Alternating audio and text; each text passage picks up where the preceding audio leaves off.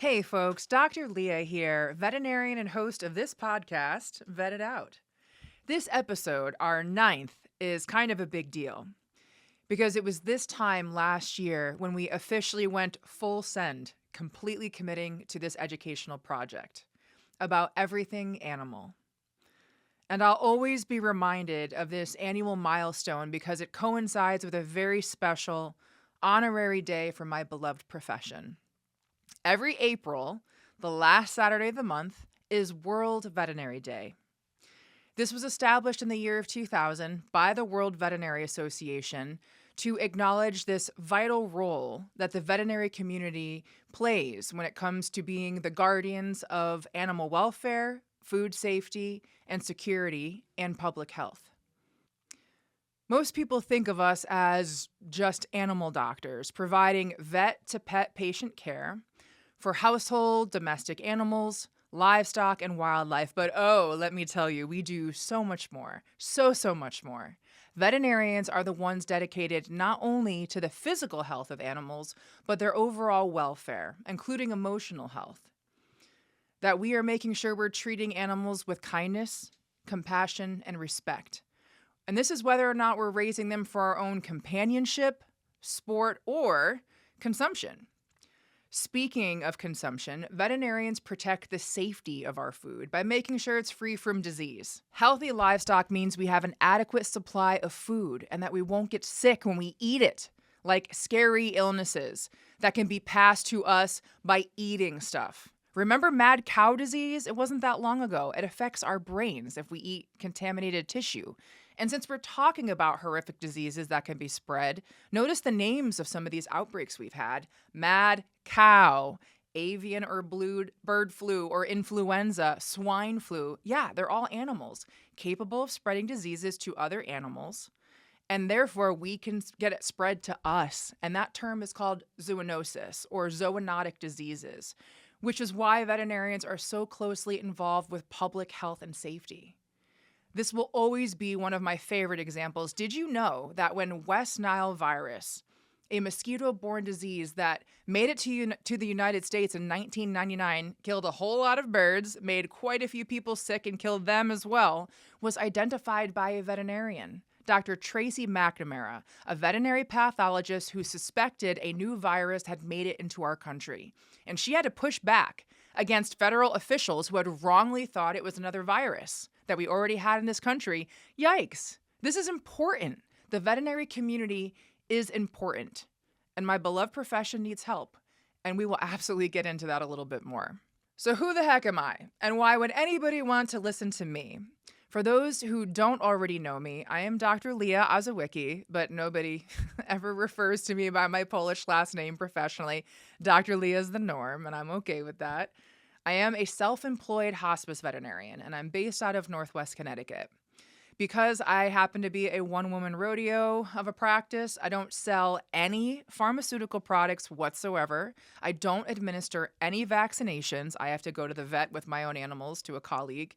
And I am not a distributor of any diets or nutritional companies' food recommendations whatsoever. So unlike a lot of my colleagues who are out there on social media trying to fight the good fight against misinformation, no one can accuse me of being in bed with Big Kibble or Big Pharma, which quite frankly, that's ridiculous that people think this is a thing. We are not as corrupted as human medicine, not even close yet. But I do not get any kickbacks because I don't sell a darn thing. And I've been out in this field working my butt off now for long enough that I am honored to have an amazing following of loyal clients who can vouch for me, my dedication to patient care, and the field of veterinary medicine.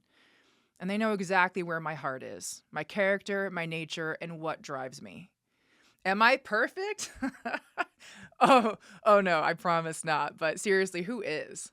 But what I do want is to be better. I want to make a difference. I want to contribute back to society and just care about helping animals and helping my colleagues and fellow animal care professionals. I hope that I can become a trusted source of fact-based information for you. That's the goal. I'm here to help you navigate all the chaos and the noise and the endless information, good, bad, and downright ugly, that is right at our fingertips at any given moment, when all we want to do is know how to take care of ourselves and our critters. It's so overwhelming, even for us medical professionals who know how to navigate this sea of nonsense. So I get it.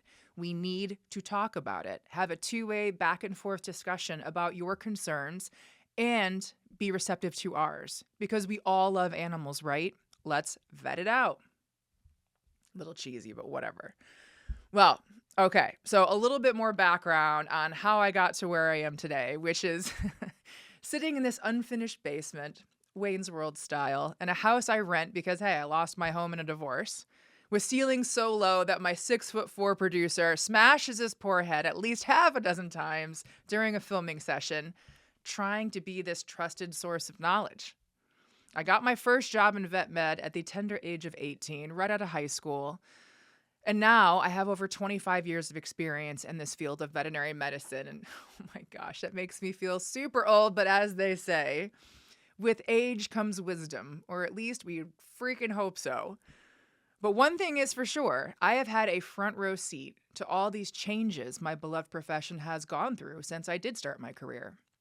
Not all bad. We've made some amazing advancements in the field of veterinary medicine, but not all good either. The most upsetting and concerning change is that you, the general public, seem to have lost some respect for veterinary veterinary professionals, I should say. There has been this breakdown of trust.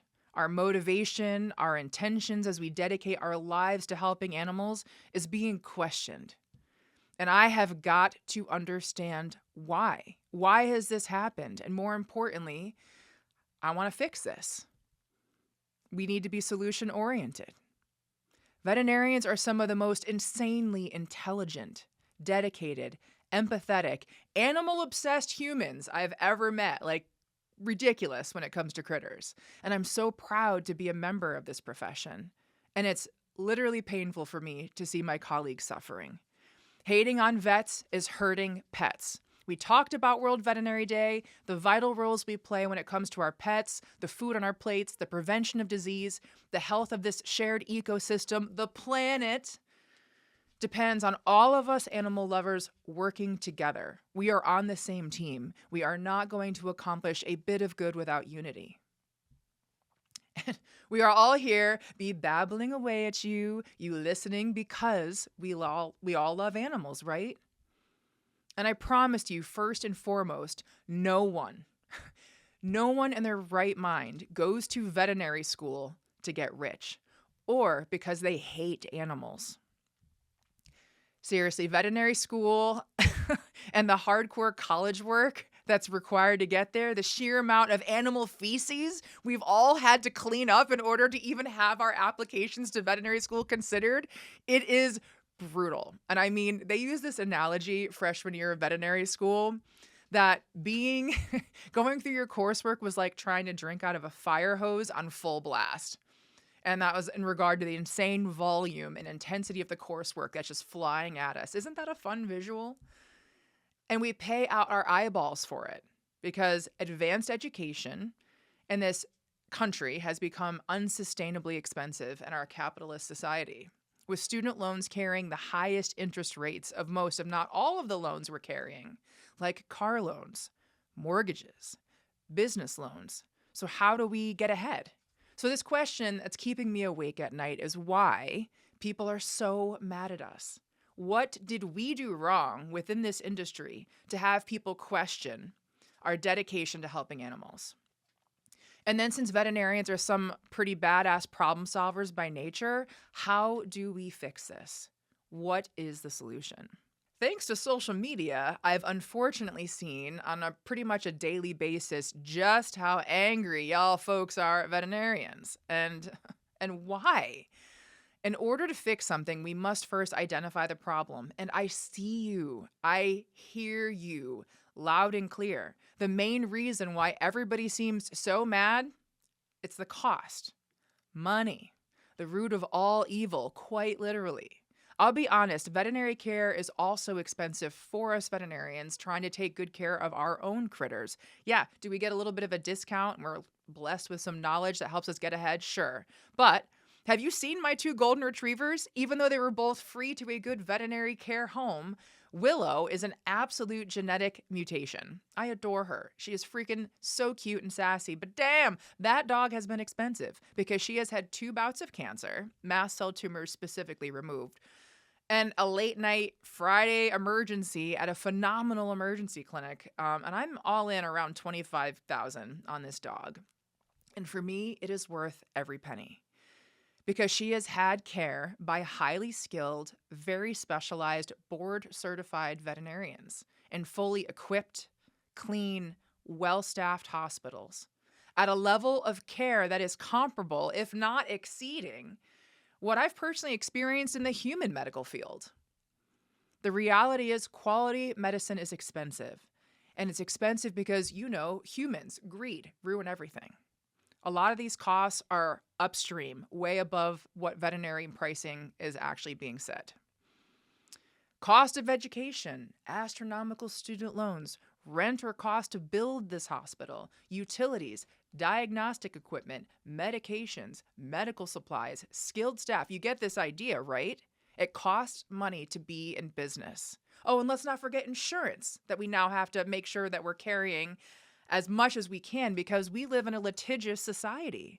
We're getting sued literally to death, reported to our medical boards for malpractice. We are having our reputations destroyed by people trying to shut down entire practices with bad online reviews because we are allegedly in it for the money and don't care about animals. So I ask you, if that's true, if you are one of those people who go online, complain about, bash and trash vets, think all we do is we're just evil and we don't care, then I want you to explain to me, why do we have one of the highest suicide rates of any profession?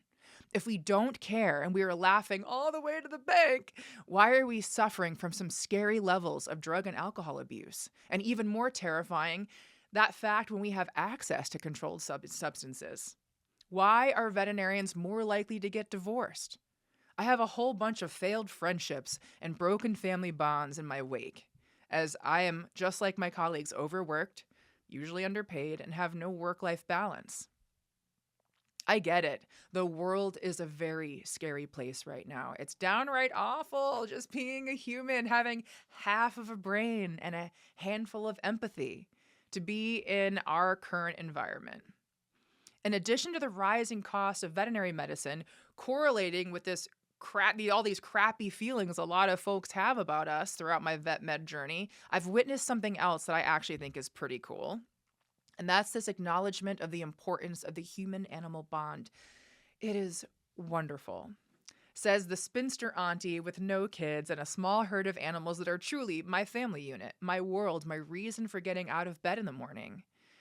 And I know that so many of you resonate with that. The older I get, the fewer humans in my immediate circle, and it's far more furry. And I'm really happy about that.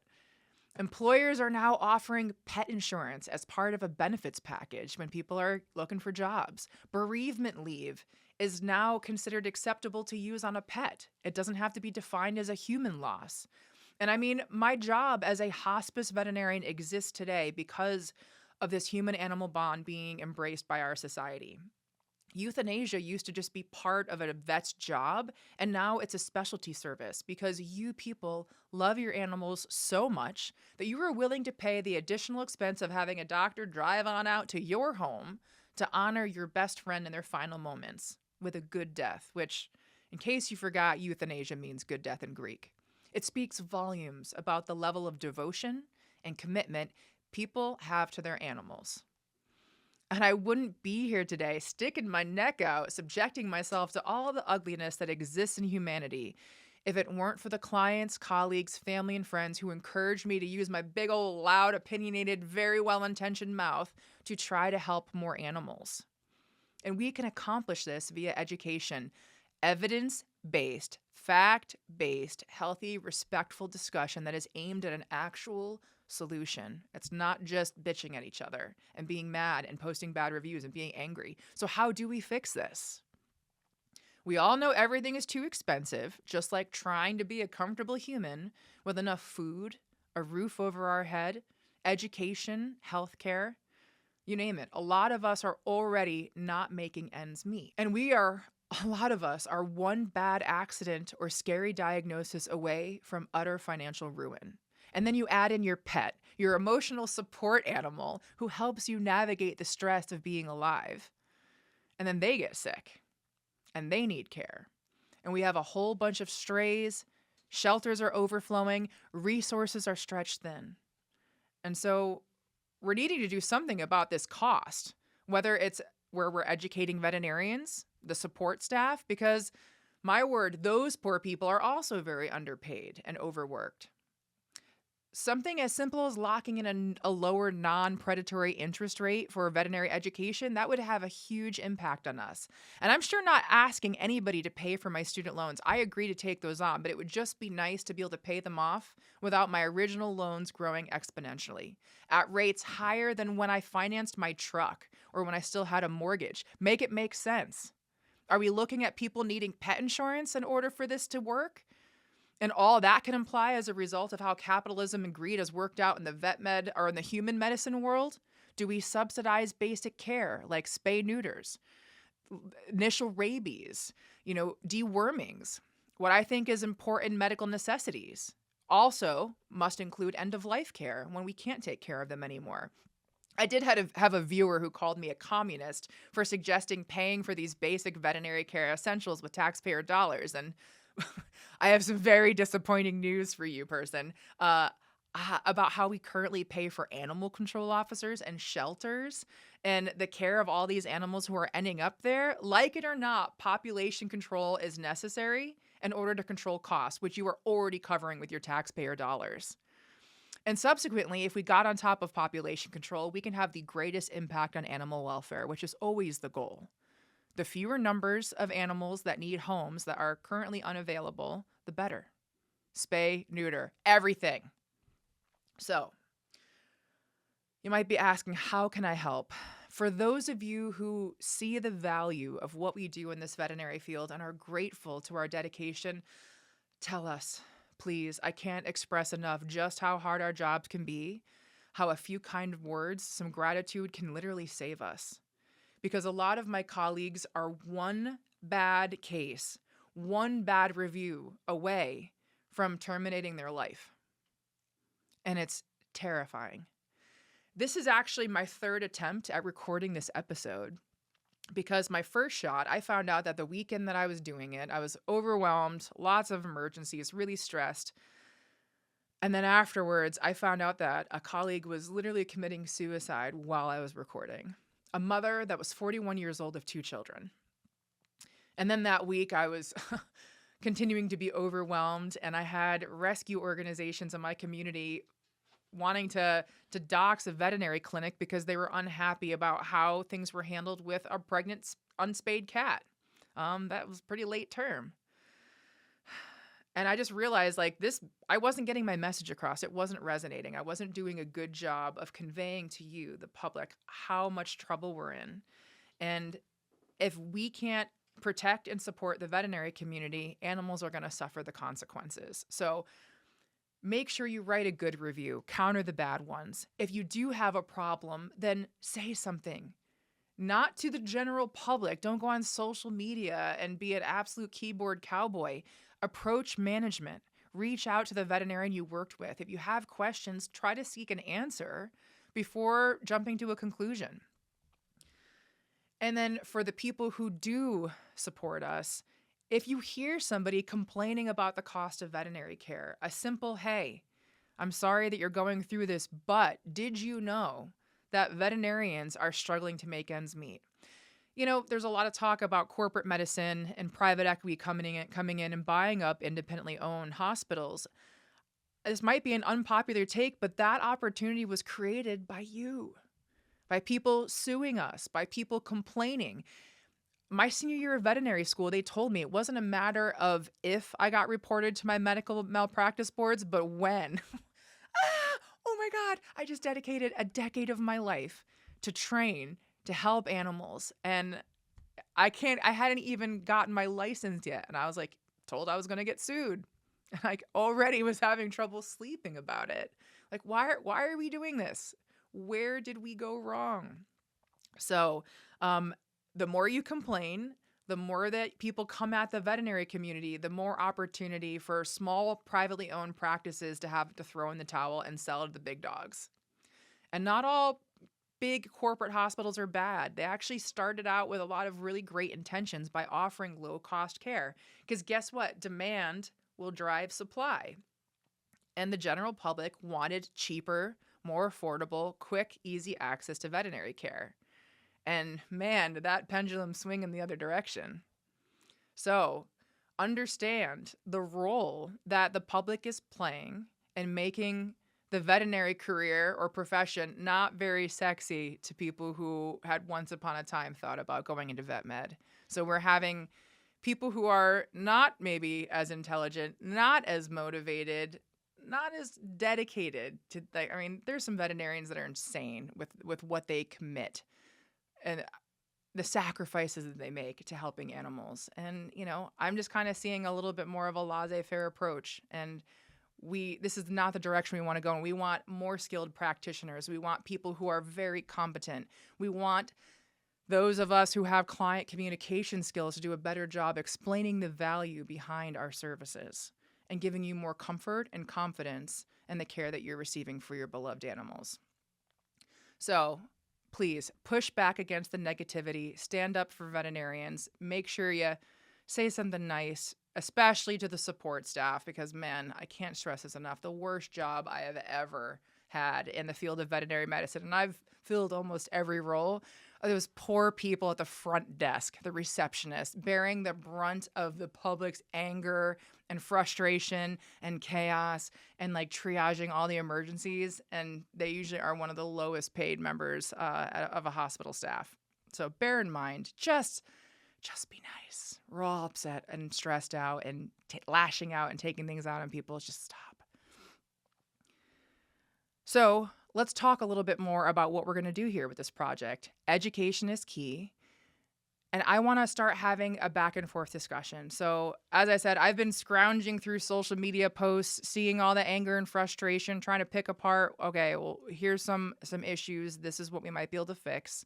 So we want you to start commenting on our videos and then how you actually will support us so we can initiate some real change and keep this project going. If you haven't already subscribed to the YouTube channel, please do it. Share the videos. Drop some comments. If you have questions for me, we've expanded. We're kind of experimenting with what is going to resonate well with you, our listening audience. Is it the short "What's up, docs?" question and answers, where you can just drop a question and I'll try my best to give a quick response to it. The vets talk about it. It's where if I see something in the news or a meme or there's some sort of hot political thing going on or people are upset about something, then we'll go into like a little bit longer discussion about it. I'm going to start pushing back against nasty comments. If people are coming at my profession, coming at my colleagues, then I'm going to start getting a little nasty back. We're going to be doing some traveling, visiting places. Specifically, we got to film with the Florida Keys SPCA when I was down there on vacation. One of my favorite places to be an example of how we could actually care for animals in a community and be successful, break down like the ins and outs, what their struggles are, what their successes are, and then apply that to other areas throughout the country. Because, you know, there's this attitude of like, oh, we can't spay and neuter everybody and we can't fix this, and kind of throwing your hands up in the air and being hopeless. Well, we've got to try. And I think traveling around, interviewing in places where they've had some success in management of their populations of stray animals, their interactions with wildlife, the people in their communities who are struggling with the cost of care, how they're managing it. I mean, examples are key here. And so what do you want to see? What do you want to hear? What do you want us to talk about? If you haven't already subscribed to the YouTube channel, again, that is where you can give us the most support. Share those videos, drop the comments, and we're going to keep trying to forge ahead. I do need to say thanks to a few people who've made this project possible. This all started as an idea in my head when I was just a little preteen that I wanted to have a talk show. I wanted to do some education and outreach above and beyond the actual physical care of animals. And so I need to thank a couple of people, starting out with, again, my colleagues, the people who supported me and have asked for help and are appreciating that I'm using my big loud mouth and getting out there and trying to educate the public about what our profession is looking like, the challenges that we're facing. And then my clients, the people who told me that I explained things well to them, that they resonated with me and where I was coming from, my philosophy, that I was on their level. I can barely communicate to other doctors at this point because I'm so comfortable with lay terminology. I've been on my own and feral for far too long. And I've had a really great community of friends and family who've also supported me along the way. For this project, I need to thank Evan Dobis of Civic Lift, who took on the responsibility to try to scramble and put together an actual website for me. My friend Jacob Pellegrin, who was in charge of designing the logo for Vetted Out. Who else do I have to thank here? My friend Matt Loretano of Loretano Sign Company, who did the Vetted Out sign. It's super awesome. I appreciate it very much. And then I need to thank my partner in crime, my producer, Sartorius, the man, the man behind the cam, who, when we met, I told him this idea I had for an audio podcast, and he was like, nah, you got to be on camera. YouTube's the way to go. Much to my horror, because I am not somebody who has practiced my best angles. I do not love being on camera, but hopefully I've gotten a little less awkward. I've gotten better at trying to deal with my makeup and my friend Amanda Ross, she is my stylist. I am a raging tomboy. I don't really know how to girl very well. And so whenever my hair's on point, when you look through my videos, it ain't me. It's her that did it. When it looks feral and like a child did it, that's when I've done my own hair. But we're making progress. So this is all completely funded out of my pockets right now, so I also need to make sure that that is understood. This is literally a passion project. I can't keep going like this forever, so we need more subscribers to get monetized and continue, and then so I can keep paying that man behind the cam and all the people who have helped and supported me along the way. Thank you to all of my viewers and listeners and anybody who's going to be joining us on this educational journey. We have so much to talk about, so much work to do, and it's all about everything animal. Thank you. Stay safe and be well.